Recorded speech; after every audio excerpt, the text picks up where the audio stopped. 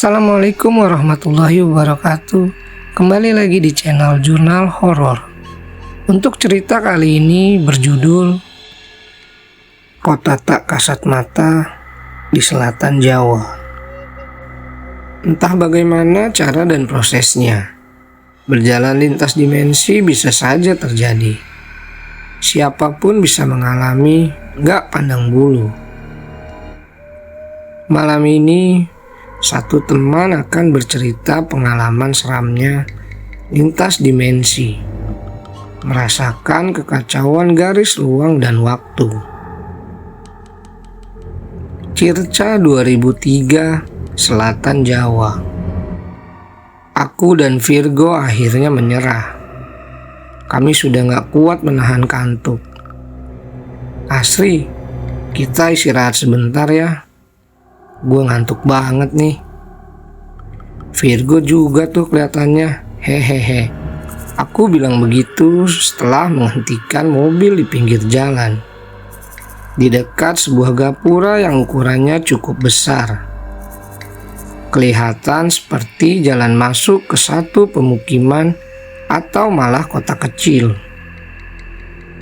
Gapura ini agaknya merupakan satu-satunya bangunan yang kami temukan sepanjang beberapa puluh menit perjalanan sebelumnya. Aku sempat memperhatikan sebentar. Gapuranya berbentuk dua tembok tinggi berwarna gelap, namun masih kelihatan jelas. Iya mas, gak apa-apa, istirahat aja dulu, daripada kenapa-napa kan? Asri bilang begitu. Ya sudah, kurebahkan kursi supaya nggak terlalu tegak.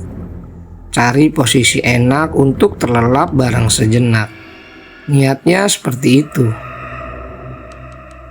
Tapi sebelum terlelap, sekilas aku melirik jam tangan menunjuk ke angka 0100.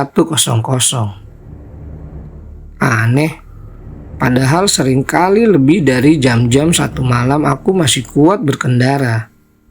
Tapi kali ini lelah dan kantuknya nggak terkira. Sekali lagi aku menoleh ke kursi sebelah. Virgo malah sudah nyenyak tanpa basa-basi. Asri, dia masih duduk tenang di belakang. Sepertinya masih terjaga. Aku nggak bisa melihatnya dengan jelas karena kabin dalam keadaan gelap. Setelah semua itu, akhirnya aku terlelap. Langit yang awalnya gelap berubah jadi jingga kemerahan. Pemandangan yang tadinya gak kelihatan sekarang sudah jelas terlihat. Sudah bukan malam lagi, sudah terang. Tapi bukan terang tengah hari bolong, malah terasa seperti sore menjelang malam. Memperhatikan sekeliling, pepohonan rapat jadi pemandangan yang terlihat. Aku gak bisa melihat lebih jauh karena tertutup pepohonan itu. Mengucek-ngucek mata sebentar, aku terus memperhatikan semuanya. Sambil berusaha mengumpulkan nyawa karena baru saja terjaga. Syukurlah udah bangun, hehehe. Suara Asri dari luar mengagetkanku. Sebelum tidur tadi, jendela memang sengaja aku buka sedikit. Asri berdiri persis di samping jendela. Jam berapa deh ini? Kamu dari mana, Sri? Tanyaku. Udah jam 10 mas. Ini aku baru banget datang. Tadi jalan kaki sebentar ke rumah teman yang gak jauh dari sini. Walau masih belum sadar sepenuhnya, tapi aku mulai mudeng semuanya. Ini sudah jam 10 pagi. Berarti kami tertidur kurang lebih 9 jam. Kok lama banget? Wah, udah sore ternyata. Lama banget kita tidur, Fer. Buset deh. Virgo ikut bangun juga. Belum sore, masih jam 10. Aku menimpali. Tetep aja kita masih lama banget tidurnya. Gila lo ya, kenapa gak bangunin gue sih? Lah, gua aja baru bangun. Ya udah, jalan lagi yuk. Udah segar nih kan? Ya sudah, kemudian kami memutuskan untuk segera melanjutkan perjalanan. Tentu saja harus menuju rumah Asri terlebih dahulu. Lalu kemudian baru lanjut lagi menuju Lumajang.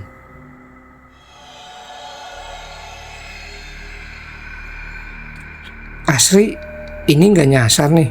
Tanyaku. Gak mas, bener kok. Aku melirik sedikit. Asri tersenyum tipis sumringah. Menggurat bahagia terlihat di wajahnya. Tenang aja, gak lama lagi masuk perkotaan gak akan sesepi ini, ucap Asri lagi. Ingat 2 tiang besar berbentuk gapura yang aku ceritakan tadi? Ternyata Asri menuntun kami untuk masuk melintas melalui gapura itu. Asri bilang itu adalah gerbang masuk ke kota tempat tinggalnya. Agak aneh, tapi aku dan Virgo tentu saja mengikuti kemana jalan yang Asri tunjuk. Memang paling baru sekitar 5 menit waktu yang kami tempuh sejak lewat gapura tadi. Tapi tetap saja aku penasaran karena jalan ini sama sekali belum pernah aku lalui sebelumnya. Ditambah suasana dan pemandangannya agak berbeda dengan sisi jalan lintas Jawa pada umumnya. Jalanan yang sedang kami susuri ini juga bukan jalan besar, tapi jalan yang hanya cukup untuk 2 kendaraan kecil berpapasan. Tapi sangat bagus. Aspal hitam mulus sama sekali nggak ada lubang. Langit masih jingga kemerahan. Sinarnya sama sekali nggak menyilaukan, malah menyejukkan, menenangkan. Jendela sengaja aku buka setengah, karena udara sejuk berhembus langsam. Dingin juga, tapi bukan dingin yang menusuk tulang. Pokoknya nyaman, sangat nyaman suasana alamnya. Matahari sama sekali nggak terlihat. Aku nggak tahu pasti apakah tertutup awan atau memang pemandangan terhalang pepohonan. Enak ya mas udaranya, hehehe.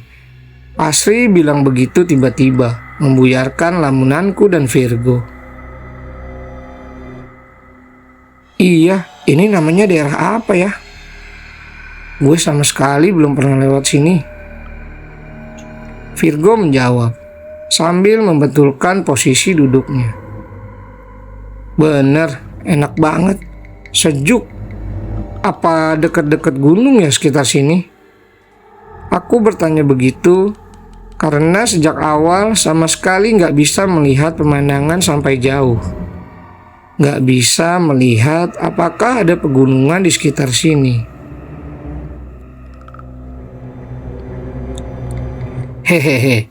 Emang gini mas, gak ada pegunungan sama sekali, jawab Asri. Terus, ini pohon-pohon banyak gini, apa emang hutan di sini? Tanyaku lagi. Bukan hutan mas, memang begini, banyak pohon di pinggir jalan. Tapi pohonnya rapat banget ya, sampai susah untuk melihat apa yang ada di belakangnya, ucap Virgo. Dan yang agak aneh, sejak tadi kami sama sekali nggak melihat ada kendaraan lain. Entah itu motor atau mobil. Hanya ada kami yang menyusuri jalan. Aku pikir karena mungkin masih pagi, atau bisa juga karena ini hari kerja. Jadi nggak banyak orang dan kendaraan lalu lalang. Bentar lagi kita masuk perkotaan mas. Lagi-lagi Asri membuyarkan lamunanku. Syukurlah, akhirnya jawabku sedikit lega. Sekali lagi, padahal belum lama perjalanan kami. Paling baru sekitar 10 menit dari gapura tadi. Tapi perjalanan terasa lama. Terasa sudah seperti berjam-jam. Rasanya seperti itu. Jalanan sejak awal hanya lurus dan lurus saja. Sama sekali nggak ada belokan. Tapi akhirnya di kejauhan, aku melihat persimpangan. Ada dua arah jalan, ke kanan dan ke kiri.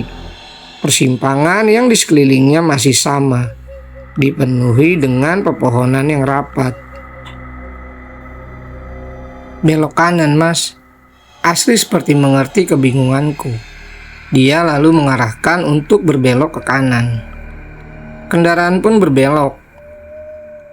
Dari sini kelihatan di beberapa puluh meter di depan ada yang berbeda. Pemandangan gak lagi didominasi oleh pepohonan, tetapi sudah kelihatan ada bangunan. Kendaraan yang sejak tadi memang gak terlalu cepat, aku membuatnya lebih lambat lagi. Kuangkat pedal gas perlahan. Langit masih sama, jingga kemerahan. Udara juga masih sejuk. Matahari belum juga kelihatan. Hanya sinarnya saja yang masih menyebar hangat. Jalanan yang tadinya aspal hitam berubah menjadi jalan tanah kecoklatan. Tapi kelihatan dan terasa keras ketika roda mobil berputar menggelindingi di atasnya. Itu yang pertama kali aku lihat ketika sepertinya kami sudah masuk ke wilayah perkotaan. Agak aneh memang, kenapa jalanannya malah jalan tanah. Terus aja Mas, lurus, Asri bilang begitu. Kendaraan berjalan pelan. Aku memang sengaja membuatnya seperti itu, karena banyak alasan. Banyak pertanyaan di kepala ketika pemandangan pepohonan sudah berganti jadi bangunan rapat yang nyaris semuanya sambung menyambung jadi satu. Banyak bangunan rapat. Semuanya bangunan permanen. Dinding, tembok tebal yang nyaris seluruhnya berwarna putih. Ornamen-ornamen tambahan menghiasi setiap sudut kota ini. Ada lampu taman klasik di pinggir jalan. Ada beberapa kursi cantik berbahan besi kayu menghias trotoar. Nah, dari semuanya, yang paling mencolok adalah desain bangunan dan segala ornamen yang ada. Aku sangat memperhatikan ini dan melihatnya sungguh takjub bercampur aneh. Karena semua desainnya tahun 1960 atau 70-an. Klasik, arsitektur Eropa, namun masih ada banyak sentuhan budaya Jawa. Indah, sungguh indah kota ini. Ditambah dengan sentuhan sinar jingga kemerahan dari langit yang masih terus setia menghias hari. Saking fokusnya memperhatikan keadaan sekitar, aku jadi lupa dengan waktu. Lalu melirik jam tangan. Hah? Sudah jam 3 sore? Kok cepet banget? Iya, aku terkejut ketika sadar kalau ternyata sudah jam 3. Kenapa loh? Akhirnya Virgo bersuara. Ini beneran udah jam 3? Tanyaku. Beneran, jam gua juga jam 3. Nih lihat aja. Virgo menunjukkan jam yang ada di tangannya. Benar, sudah jam 3. Mas-mas ini terlalu asik menikmati pemandangan kali. Jadinya lupa waktu. Tawa tipis Asri mengakhiri kalimat yang keluar dari mulutnya. Mungkin Asri benar. Aku dan Virgo bisa saja terlalu asik menikmati dan memperhatikan sekitar. Tapi seharusnya nggak selama itu. Nggak secepat itu waktu bergulir. Taksiranku, harusnya kami berjalan sejak dari Gapura nggak lebih dari 1 jam. Harusnya sekarang masih di kisaran jam 11 atau setengah 12. Sesekali aku melirik dari kaca spion. Asri terlihat terus tersenyum dengan mata berbinar cerah. asik memperhatikan suasana kampung halamannya. Seperti orang yang sudah bertahun-tahun gak pulang. Emang biasanya kayak gini ya, Sri? Gak ada orang sama sekali, sepi amat.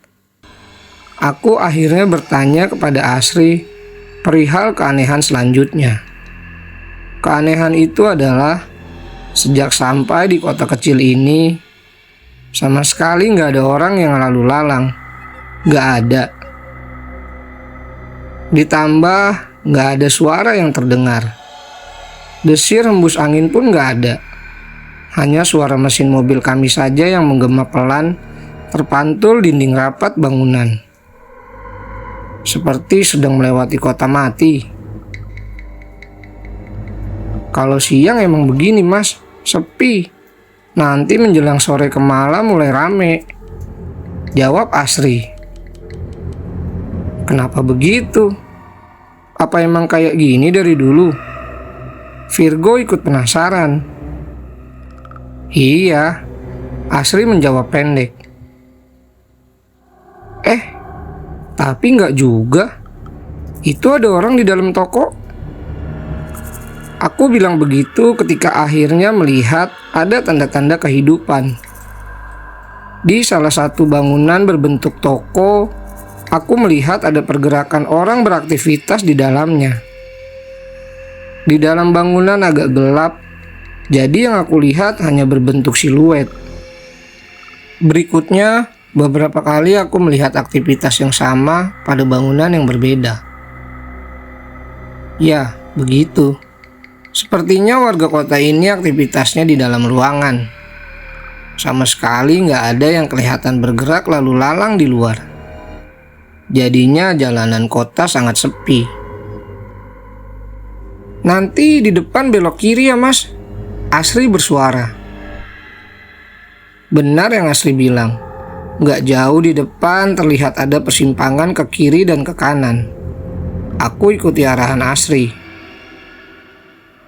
Selanjutnya setelah berbelok, suasananya tetap sama.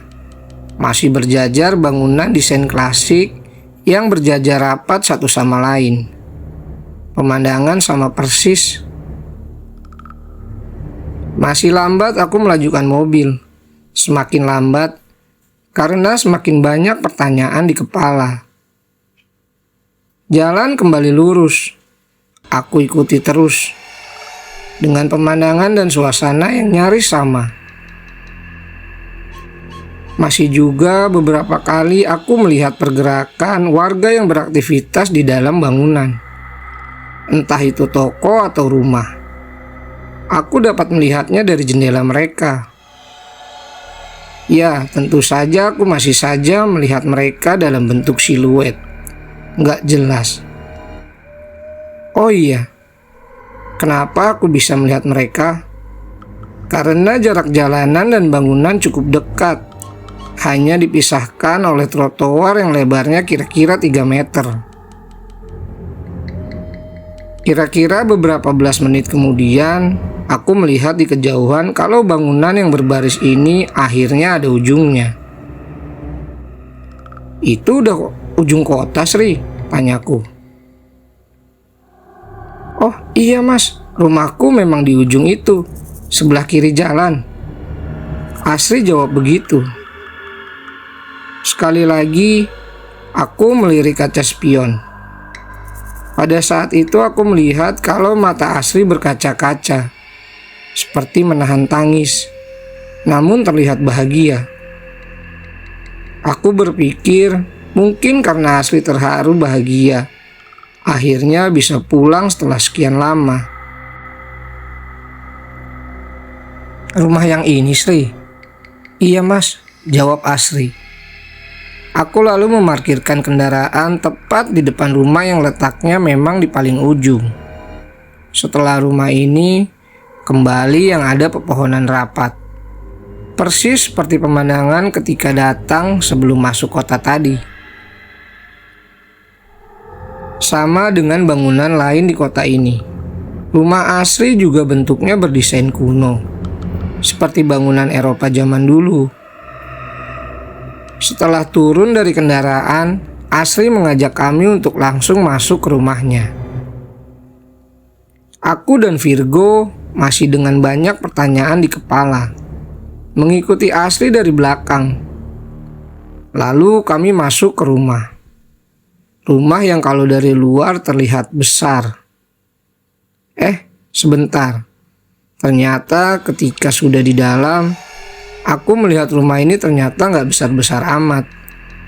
Nggak sebesar ketika dilihat dari luar. Tergolong kecil malah. Ketika baru masuk, kami langsung menemui ruang tengah. Ada kursi sejenis sofa dengan meja panjang di depannya. "Ini bapakku, Mas." Asri memperkenalkan kami dengan seorang lelaki yang ketika kami datang sudah ada, duduk di ujung sofa. Iya, itu ayahnya Asri.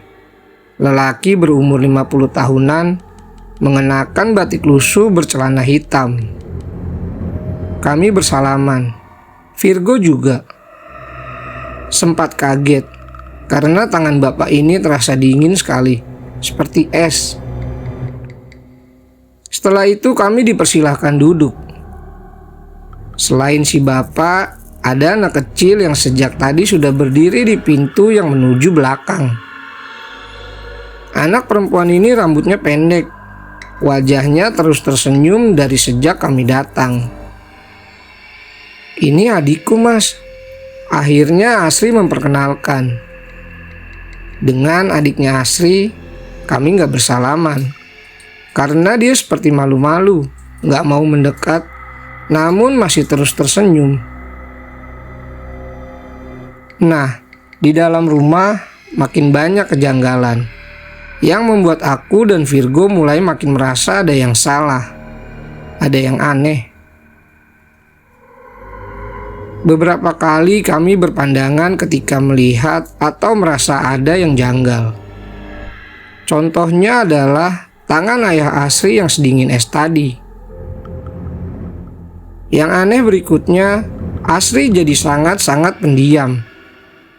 Setiap aku dan Virgo bertanya, dia menjawab hanya dengan isyarat, entah mengangguk atau menggeleng.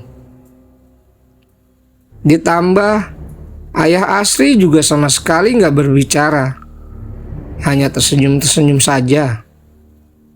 Begitu juga adik Asri, hanya berdiri di pintu sambil terus tersenyum. Aku mulai merasa semakin yakin ada yang janggal ketika ayah Asri dengan menggunakan tangan memberi isyarat, seperti mempersilahkan kami untuk menikmati hidangan di meja. Aku dan Virgo jelas kebingungan, karena di meja nggak ada makanan dan minuman sama sekali. Yang ada hanya beberapa piring dan gelas yang dalam keadaan kosong. "Vero?" Berbisik Virgo memanggilku, sambil jarinya menunjuk ke jam di tangannya. Aku mengerti syarat itu, lalu melirik ke jam tanganku sendiri. Astaga, ternyata sudah jam 6:30. Kok bisa secepat itu? Perasaan baru sebentar kami di rumah ini. Tapi kenapa tiba-tiba sudah malam? Aku dan Virgo lagi-lagi saling berpandangan. Ada yang gak beres. Sementara Asri, ayah serta adiknya tetap berada di tempatnya masing-masing. Gak ada pergerakan. Yang mengerikan, mereka semua tersenyum dengan ekspresi kosong. Siapa sebenarnya Asri ini? Itu pertanyaan yang ada di kepala. Masih sangat kebingungan. Aku melihat kalau Virgo tiba-tiba memandang keluar rumah. Melalui jendela ruang tengah yang sejak tadi memang sudah dalam keadaan terbuka. Tentu saja aku langsung ikut melihat keluar. Di luar sudah gelap. Gak ada lagi terang jingga kemerahan yang kami lihat seharian. Gelap malam. Jalanan kota hanya diterangi lampu taman yang berdiri di trotoar. Lampu ini nggak terang menerangi, namun cahaya redupnya masih bisa membantu kami untuk melihat keanehan selanjutnya. Apa keanehan selanjutnya? Tadi aku sudah ceritakan kalau jalanan kota sangat sepi. Nggak ada orang yang terlihat sama sekali. Tapi anehnya setelah hari sudah berganti malam, satu persatu mulai ada orang lalu lalang. Benar seperti apa yang Asri bilang tadi. Kota ini akan mulai ramai ketika malam. Cukup lama aku dan Virgo melihat dan memperhatikan luar. Seperti terhipnotis terus-terusan seperti itu. Sampai ketika lamunan kami akhirnya terhenti ketika melihat ada sesuatu yang menyeramkan. "Ayo kita pergi, Ver. Gila ini." Begitu Virgo bilang. Aku ikuti ajakan Virgo tanpa pikir panjang. Kami berdua langsung bergegas menuju kendaraan, tanpa sedikit pun memperdulikan Asri dan keluarganya. Tapi ketika aku baru sampai pintu, ini jarak terdekat dengan tempat Asri berdiri. Asri mengucap kalimat pendek. "Terima kasih, Mas." Begitu dia bilang. Aku mengabaikan, menatapnya pun gak berani. Terus berjalan cepat menuju mobil, berniat untuk pergi keluar dari kota seram ini segera. Tahu kenapa aku dan Virgo beberapa detik sebelumnya langsung kompak buru-buru keluar rumah? Itu karena kami melihat ada pemandangan menyeramkan. Di jalanan kota banyak orang lalu lalang, tapi ada sebagian sosok yang kelihatan sangat seram. Sebagian sosok itu berjalan seperti melayang, kakinya seperti nggak menyentuh tanah. Kami terpaku melihatnya. Kemudian, beberapa detik kemudian, kami juga melihat kalau ayahnya Asri, lagi-lagi tanpa suara, dia memberi isyarat dengan tangan, seperti pamit hendak meninggalkan ruangan. Ternyata benar, beliau pergi meninggalkan ruang tengah menuju belakang rumah. Yang mengerikan, ternyata beliau bergerak melayang juga, gak berjalan seperti manusia normal. Pada detik itulah aku dan Virgo memutuskan untuk segera pergi. Setelah sudah di mobil, aku langsung menyalakan mesin, memutar kendaraan menuju arah kami datang tadi. Kali ini aku mengendarai mobil agak cepat, ingin segera pergi jauh-jauh dari tempat ini. Lewat kaca spion, aku melihat dari kejauhan Asri melambaikan tangan ke arah kami. Meraba-raba aku menyusuri jalan kota seram ini. Sepanjang jalan ini pula kami terus melihat pemandangan seram. Banyak sosok yang lalu lalang berjalan bergerak melayang. Entah kota apa ini. Beruntung aku gak menemui kesulitan mencari jalan. Gak lama kemudian kami sudah berada di luar kota itu. Sudah kembali menemui pepohonan rindang. "Lo mual gak sih? Pusing kepala gue," ucap Virgo. Iya, aku juga merasakan hal yang sama. Tiba-tiba aku merasa gak enak badan teramat sangat. Perut mual, kepala pusing seperti berputar, keringat dingin bercucuran. "Kita minggir dulu aja ya," aku bilang begitu, karena sudah gak tahan lagi. Setelah mobil terparkir di pinggir jalan, aku merebahkan tubuh, kemudian gak ingat apa-apa lagi.